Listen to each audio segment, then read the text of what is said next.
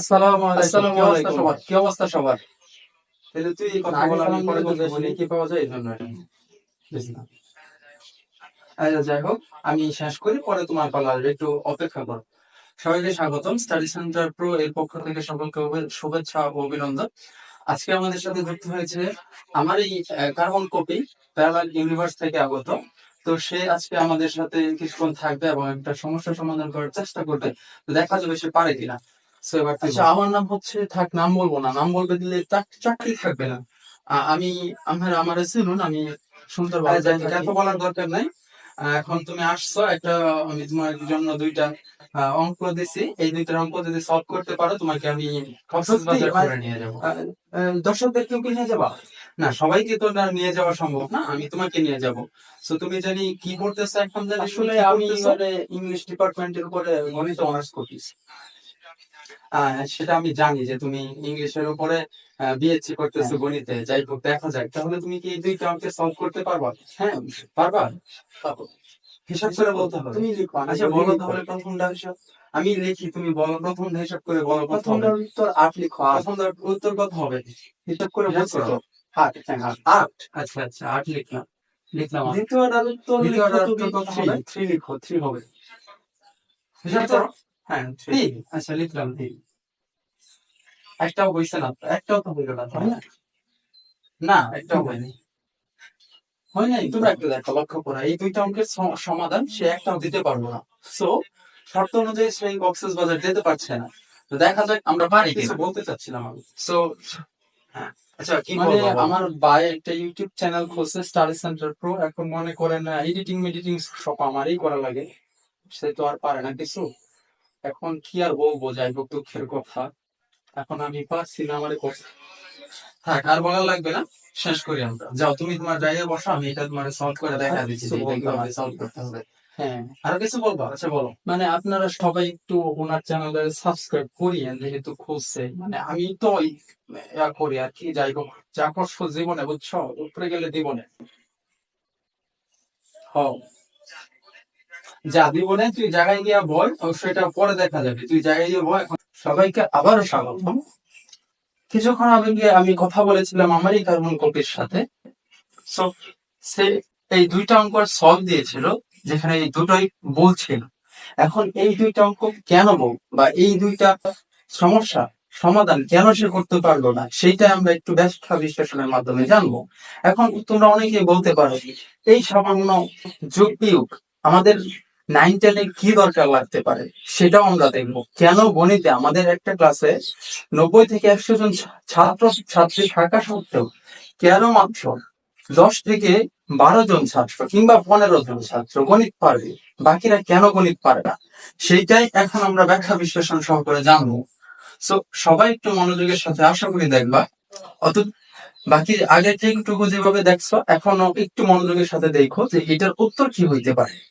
So চলো আমরা ব্যাখ্যাতে যাই।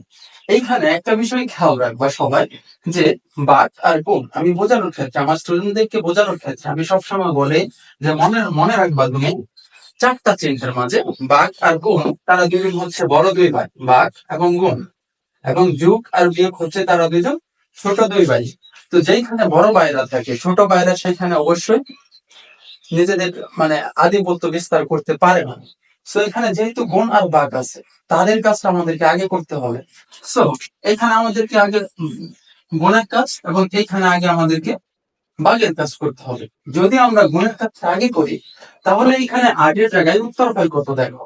এখানে 8-এর জায়গায় উত্তর হয় 2 2 4, 4-এর সাথে পরে যোগ করো 2, তাহলে এটার উত্তর হবে তোমার 6। এবং এটার উত্তর হবে 4-এর ভাগ করো 2 দ্বারা 2, 10 থেকে ওই 2 বিয়োগ করলে উত্তর হচ্ছে 8। তাহলে এটার উত্তর হচ্ছে তোমার 8। খেয়াল করো, তাহলে আমরা, আমার কার্বন কবি বলেছিল উত্তর একটা, এখন আমরা দেখতেছি উত্তর আরেকটা।